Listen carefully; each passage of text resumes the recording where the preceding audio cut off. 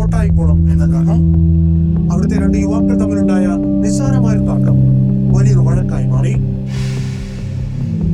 Kerala police പ്രത്യേക അന്വേഷണ സംഘത്തിലും ഔപചാരികമായി തുറന്നു കിട്ടിയ ഞെട്ടിക്കുന്ന തെളിവുകളെല്ലാം and most importantly rules and regulations എങ്ങൾക്കില്ല. உங்களுக்கு இருந்தா നീരും പെടും. ഇതിനൊരു അവസാനമില്ലല്ലോ സാറേ. ഇത് നമ്മളായിട്ട് തന്നെ പൊക്കിയാൽ ഇത് അവസാനിക്കാനത്.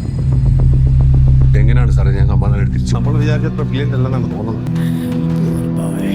ഇതെങ്ങനെ പോയാൽ ശരിയാവില്ലത്.